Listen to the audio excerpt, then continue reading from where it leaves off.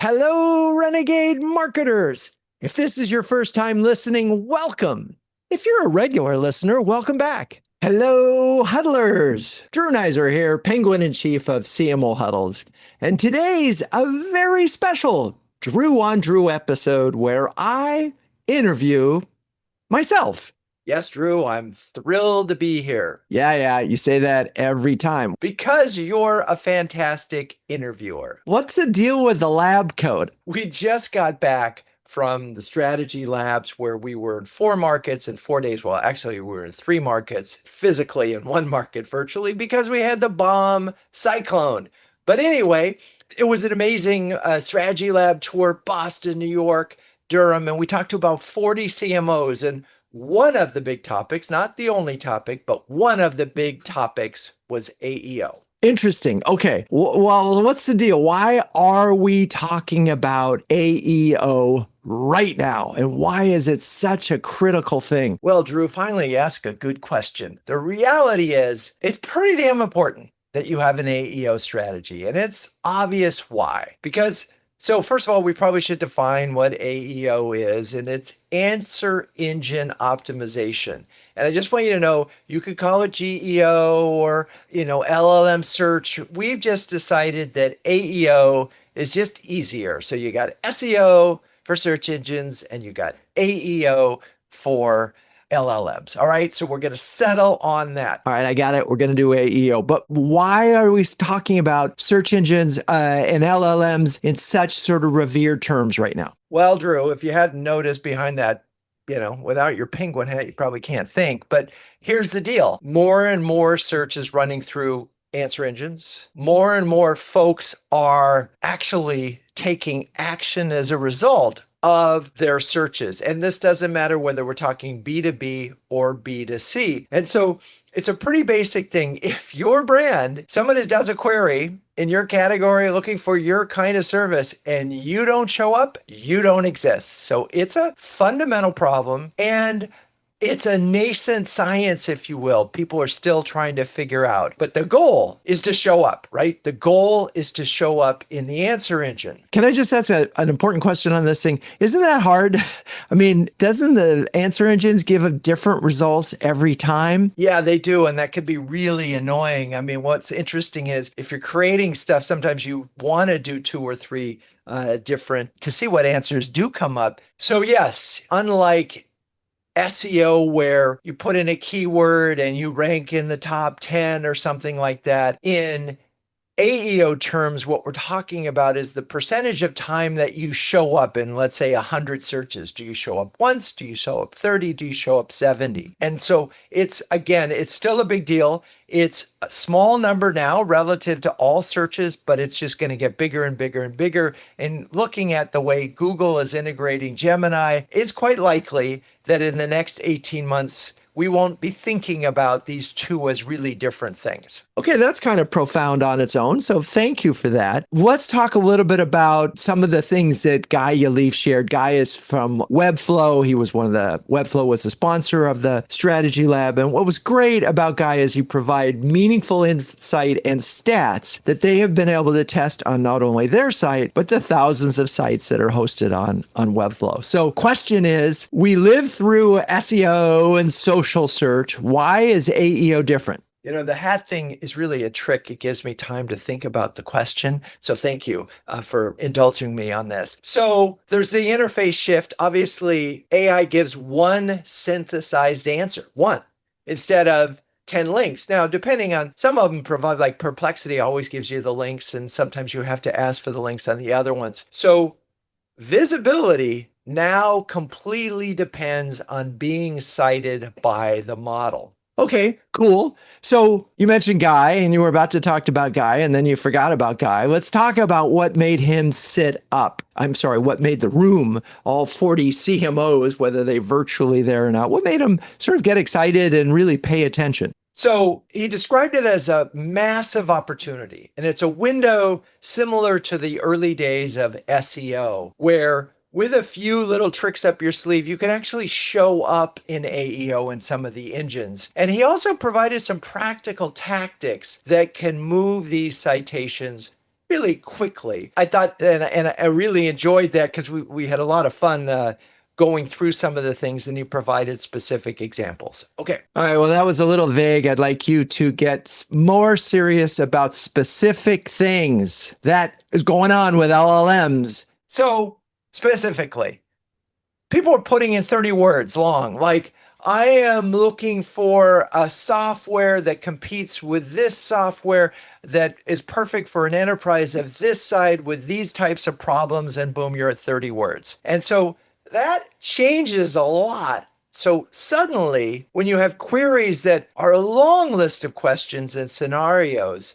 the content must answer these questions clearly instead of just simple targeting keywords. It's a more complex notion. Fortunately, Guy provided a very simple 2 key things.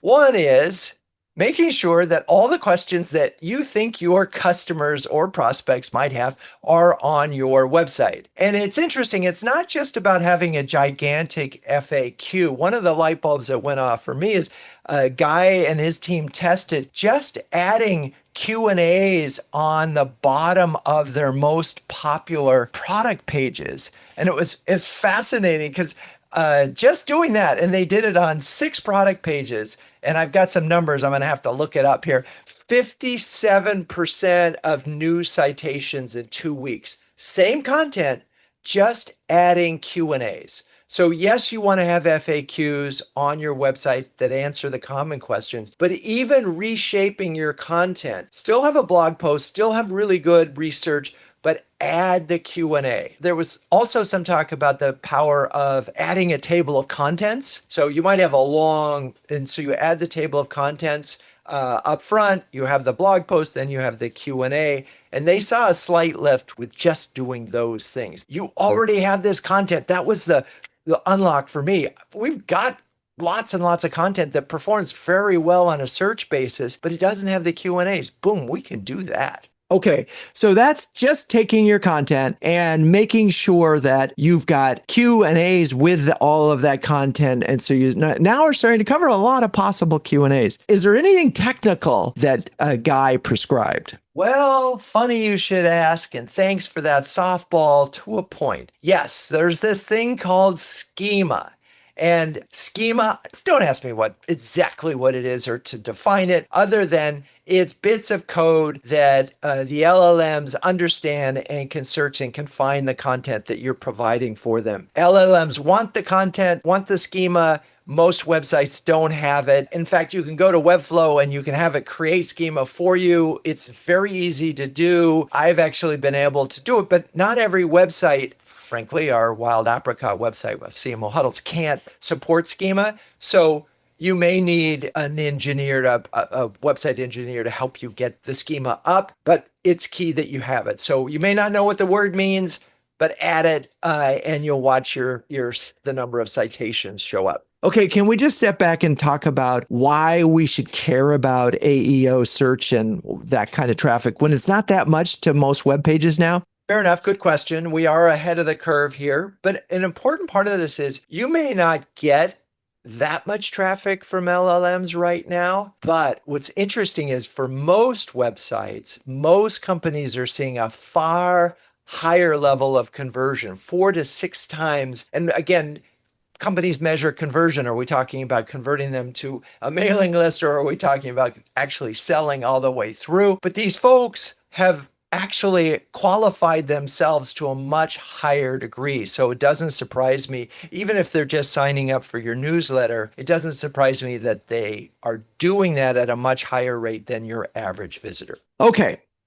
So what about the CMOs in the room? What were they saying about their AEO experiments and the results that they're seeing? Okay, so the question that you asked is, what are some of the CMOs in the room in the strategy lab sharing? Well, many most of them understand they need FAQs, but a lot of them didn't have it. Very few of them had thought about. Only half of them had the schema on their website, but still, that's ahead of the curve. One of the things I thought was so interesting, one, just added a glossary to their website. Just the key terms that, and the acronyms that everybody uses in their industry. And this resulted in a huge increase in performance on LLMs. I thought, oh, that's so interesting. So I had a moment during this thing where I challenged guys and said, well, couldn't we just go and take our top 20 performing SEO pages and run those through an LLM to develop the Q&As right from the content, so we're not creating any new, and very quickly update our websites. And that felt like, yes, that's an easy way of adding Q&As and enhancing it. There was a lot of debate about whether or not, because Guy also talked about the notion of recency. LLMs, most of what he had the specific data, and I'll get that later, but he talked about how most of the LLM content is cited as 6 months old or less. So that's important in the scheme of things. And so it is worth updating. We don't yet know what's a real update. Is it just adding a new quote or two? Is it adding a whole Q&A to it? Or is it actually adding new data on it? We're not sure. It does say to me that you should know what your top 20, top 50 performing SEO pages are and look to update those. Conversely, old data, old content could actually hurt you. So be careful about that, particularly if it's content that you have on the website that may not be part of the story that you want to tell anymore. Okay, that's pretty interesting. These are meaty suggestions so far. Before we talk about, we've already talked a lot about things that you can do in an AEO, but are we just ignoring SEO altogether? Can we just move on? I think the guy mentioned that some CEO fired his entire SEO team and then said, boy, that was dumb. Yeah, that was dumb. Here's the thing. If your SEO sucks, your AEO is going to suck too. And why? Well, because 52% of AI citations come from pages already ranking in search. So if you have no SEO visibility, then you're unlikely to suddenly have AI visibility. And there's other things that go along with SEO that best practices. Like generally, it's a bad idea to have broken links. It's a bad idea to have missing metadata. It's a bad idea to have poor site structure that a LLM can't search. And those things are standard SEO practices. So if you haven't done an SEO audit in a while, get that done, because fix those broken links, add that missing metadata, look at your site architecture. Boy, you better have a sitemap on the website. All those things that we did 20 years ago are really important and are foundational. That's the key to think about. If your SEO is bad, you can't just jump to AEO. All right, that's all very good and instructive. Thank you, Drew. Let's talk about content. And does AI-generated content actually help with AEO or hurt? Here we're getting into iffy territory. Guy cited some research that suggested that LLMs kind of ignore and can tell when it's AI slop. And I think it's a very important point to say, if it was bad content and slop, it's not going to perform whether it was made by a human or it was made by a computer. So bad content is bad content, period. What Guy really felt, and I think this is true for all content, originality and insight still matter most.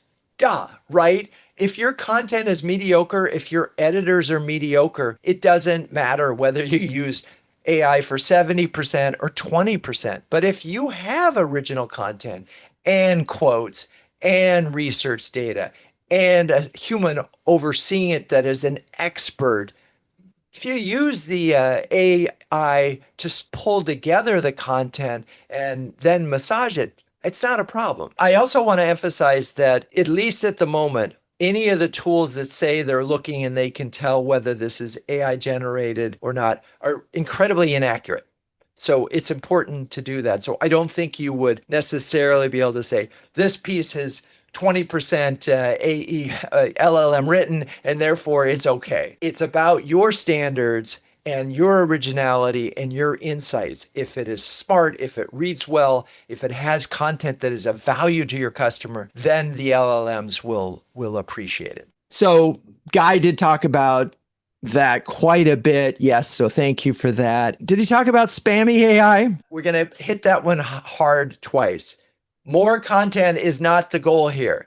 Better content is the goal, and better content faster with LLMs is probably great. But here's an important point that we'll just talk about. If you don't have all the FAQs in there, if you don't have comparison pages, if you don't have tutorials, even pricing pages, they're going to find that information from somewhere else. Because how much, compare the price, compare the features, compare the functionality of these things, compare the reviews. All of those things are going to be in a long LLM search query. And so if you don't provide that answer, somebody else will. So educational content that is clear and that is easy for the LLMs to read. So we did talk about gated content and why that's so problematic. Okay, why is gated content so problematic? It's problematic because if it's gated, the LLMs can't find it. Now, you could try to play games and do some black hat things and create white code that sort of shows the content for the LLMs to read.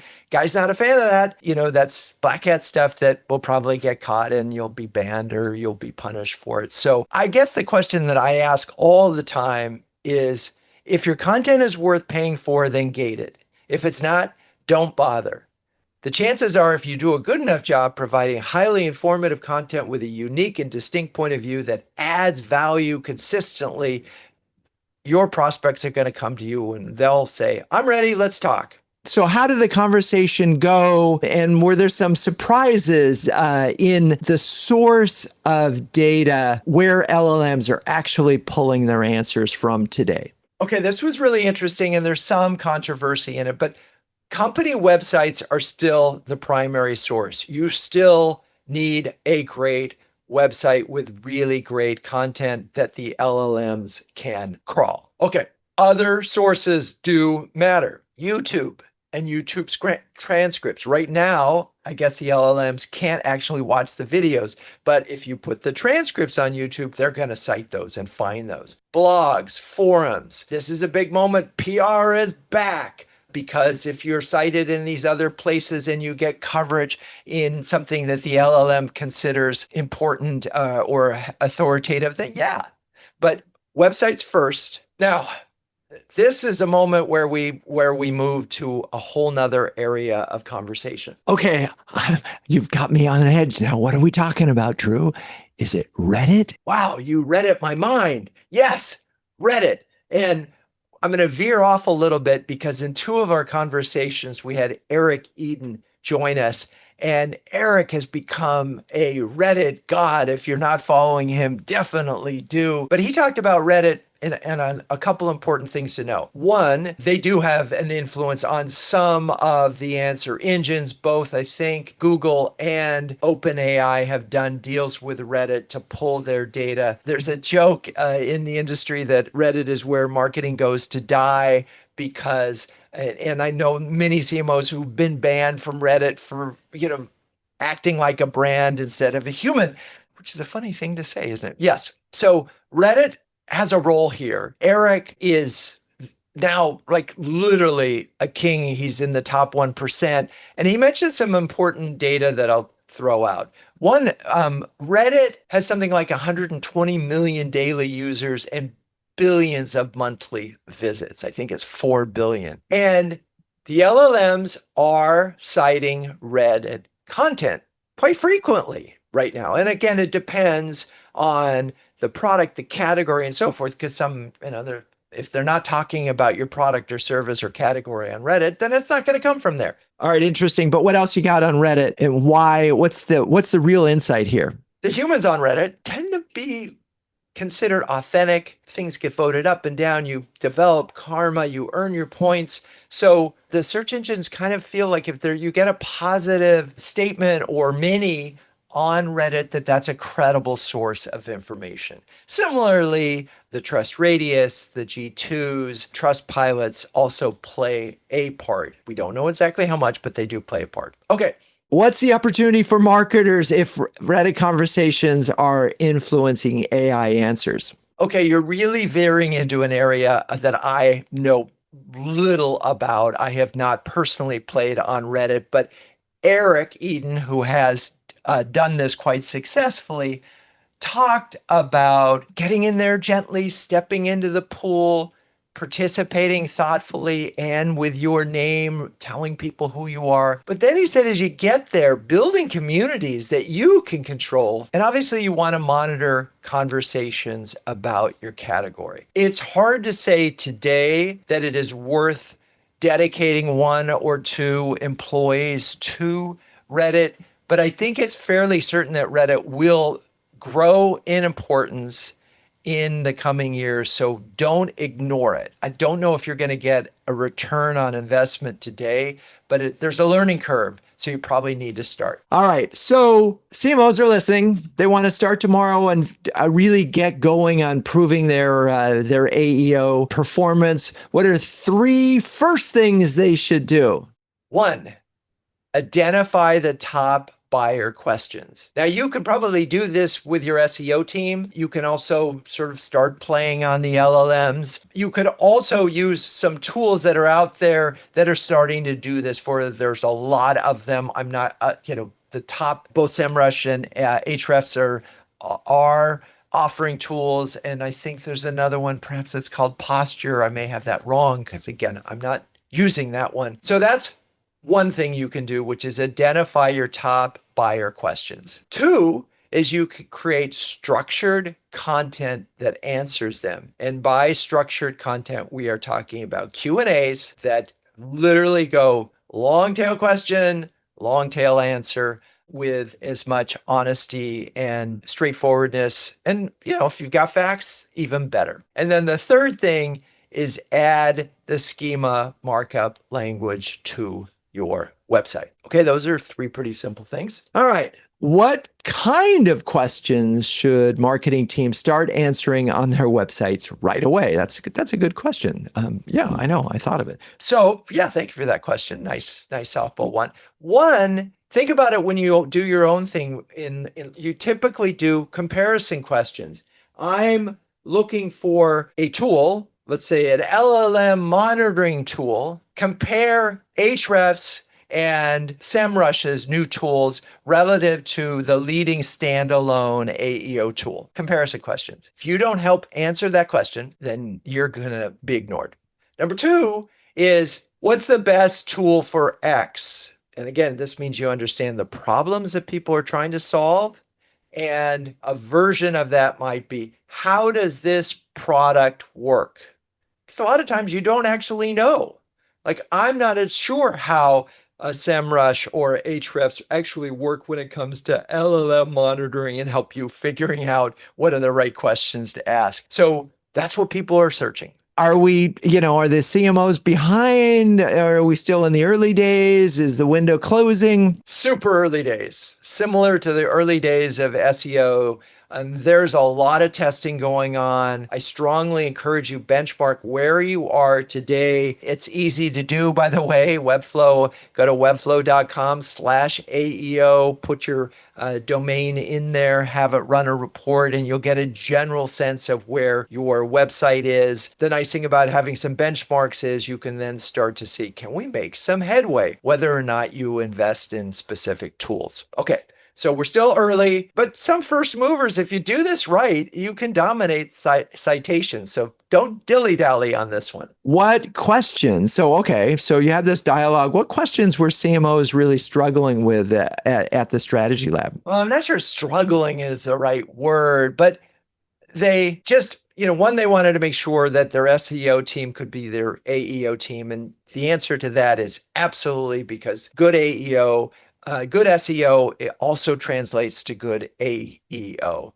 So definitely that was one thing is, what kind of a team and how do they educate it and what's it look like right now? I think the important part, my takeaway is, this isn't that hard. So there's some low-hanging fruit that you just got to cover and you can see some results. So this is one of those things where with a little bit of energy, you can get high yield really quickly. And then you can start to get smart about, okay, we're going to take some more energy. Like, do we go back and now update our top 100 performing pages and put all the Q&As and maybe some new points of view so it wins on the recency and it has the Q&As and it's got the schemas. Other questions people were asking were just about measurement frameworks and organizational ownership, and I've talked about that a little bit. Yes, there are tools. If you have SEO tools already in place, chances are they can sell you an AEO version of that, or you could get an AEO version. But right now, the standalones seem to be really expensive, so be careful before you invest in those. So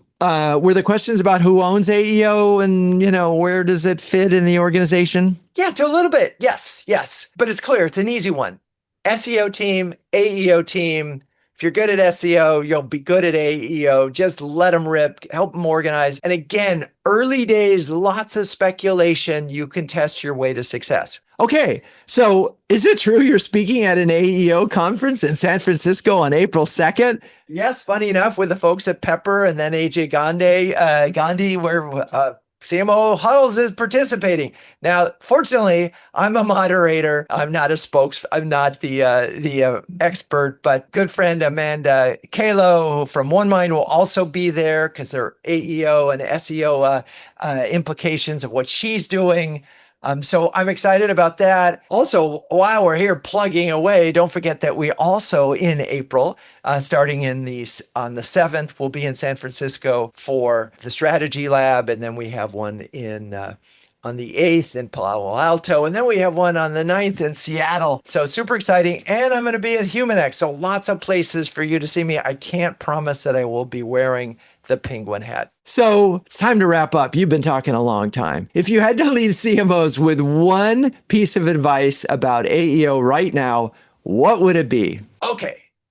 Start answering buyer questions today. If you're not answering those questions, guess what? The AI will cite someone else. Well, Drew, that was pretty darn clear. It's get going. Don't sit around. Don't wait for anybody to tell you. It's low-hanging fruit. You CMOs out there, you got this. I think that's all I got. So thanks for listening. And until next time, keep those Renegade thinking caps on and strong. For more interviews with innovative marketers, visit renegademarketing.com/podcast and hit the subscribe button. Renegade Marketers Unite is written and directed by Drew Neisser. Hey, that's me. This show is produced by Melissa Caffrey, Laura Parkin, and Ishar Cuevas. The music is by the amazing Burns Twins, and the intro voiceover is Linda Cornelius. To find the transcripts of all episodes, suggest future guests, and learn more about CMO Huddles or my CMO coaching service, please visit renegademarketing.com. I'm your host, Drew Neisser. Until next time, keep those Renegade marketing caps on and strong.